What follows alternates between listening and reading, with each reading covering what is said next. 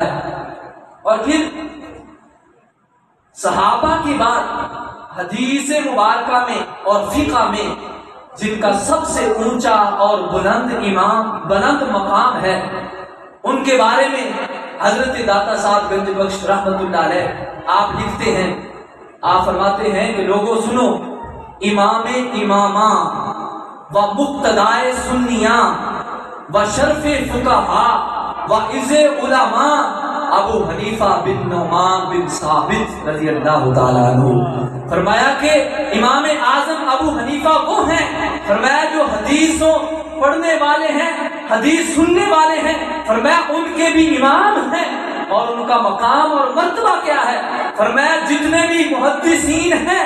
فرمایا کہ سب جو ہیں وہ آپ کی شاگردوں میں سے آ رہے ہیں یا پھر آپ کے ماننے والوں میں سے آ رہے ہیں۔ آپ دیکھیں حضرت امام احمد بن حنبل، ان کا حدیث میں بڑا نام ہے، اور جتنے بھی محدثین ہیں سب سے زیادہ اگر کسی کو حدیث مبارکہ یاد تھی، حفظ تھی، تو وہ امام احمد بن حنبل تھے، کہ جن کو حضور صلی اللہ علیہ وسلم کی 10 لاکھ حدیث مبارکہ یاد تھی۔ یہ کوئی چھوٹی بات نہیں۔ آج کوئی بندہ 40 حدیثیں پڑھ لیتا ہے تو وہ اپنے آپ کو بڑا محدث سمجھنے لگ جاتا ہے، کہتا ہے میں بڑا عالم بن گیا ہوں، میں فلاں ہوں، میں فلاں ہوں، میں جو ہے وہ شیخ الحدیث ہوں۔ لیکن یہ وہ ہے جو 10 لاکھ حدیث کے جو ہے وہ حافظ ہیں، اتنا بلند مقام ہے۔ اور یہ کیا فرماتے ہیں؟ ان کے استاد ہیں حضرت امام شافعی رحمۃ اللہ علیہ، ان کے بارے میں آپ فرماتے ہیں کأن کالشمس للدنیا، فرمایا لوگوں سنو، مجھے اگرچہ 10 لاکھ حدیث یاد ہیں، میرا حدیث مبارکہ حفظ کرنے میں بڑا مقام ہے،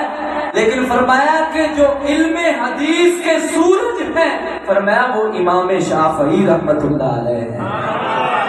اور پھر حضرت امام شافعی رحمت اللہ علیہ آپ شاگرد ہیں حضرت امام مالک کے، اور آپ کیا فرماتے ہیں؟ فرمایا کہ اذا ذکر العلماء فمالک النجم الثاقب، فرمایا کہ جب بھی علماء کا ذکر ہوگا تو فرمایا امام مالک جو ہے وہ چمکتے ہوئے ستارے نظر آئیں گے۔ اور پھر استاد اساتذہ کے بارے میں کیا فرماتے ہیں؟ فرمایا لوگوں سنو، الناس کلہم عیال لابی حنیفہ فی الفقہ، فرمایا کہ جتنے بھی محدثین ہیں، جتنے بھی لوگ ہیں، فرمایا وہ امام اعظم ابو حنیفہ کے سارے ہی بچے ہیں۔ فرمایا چاہے امام احمد بن حنبل 10 لاکھ حدیث کے حافظ ہیں، امام شافعی اپنی ایک فقہی مقام رکھتے ہیں، امام مالک اپنا فقہی مقام رکھتے ہیں، مرتبہ رکھتے ہیں، لیکن فرمایا یہ سارے محدثین، یہ سارے فقیہ جو ہیں، فرمایا امام اعظم کے سامنے ایسے ہیں جیسے باپ کے سامنے بچے ہوتے ہیں۔ یہ امام اعظم ابو حنیفہ رضی اللہ تعالیٰ عنہ آپ کا مقام ہے۔ اور پھر حضرت امام شافعی خود جو ہے وہ نقل فرماتے ہیں، اور آپ نے اپنے واقعہ خود بیان فرمایا۔ آج لوگ کہتے ہیں کہ تم بزرگوں کے پاس نہ جاؤ، ان کے قبر پہ نہ جاؤ، تم داتا صاحب کے پاس نہ جاؤ، تم وہاں نہ جاؤ، وہاں نہ جاؤ، بڑے بڑے لوگ فتوے لگاتے ہیں، لیکن ہم کہتے ہیں کہ آج جو کہتے ہیں کہ یہ بابے جو ہے وہ کوئی چیز نہیں ہے، آج وہ جہنم میں بیٹھنے والا فتنہ وہ کہتا ہے کہ بابے کیا چیز ہے، بابے تو کوئی چیز نہیں ہے۔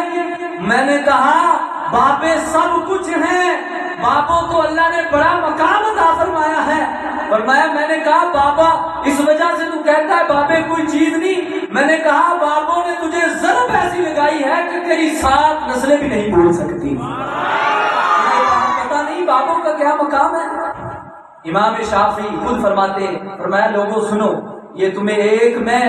وظیفہ بتا رہا ہوں، اگر کوئی مشکل پیش آ جائے تو کیا کرنا ہے۔ اب امام شافعی اپنی فقہ کے مالک تھے، اپنی جو ہے ان کی فقہ تھی، وہ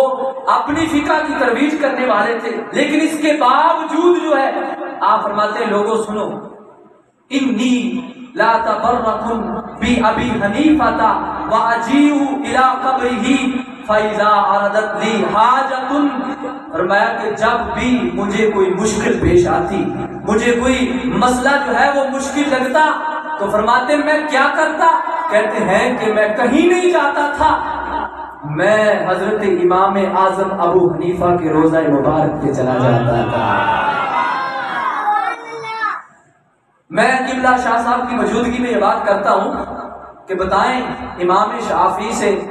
یہ بڑے محدث آگے ہیں، انہوں نے زیادہ فقہ پڑھ لی ہے کہ یہ کہتے ہیں جی بزرگوں کے پاس نہ جاؤ، ان کے پاس جا کے نہ مانگو۔ میں کہتا ہوں اتنی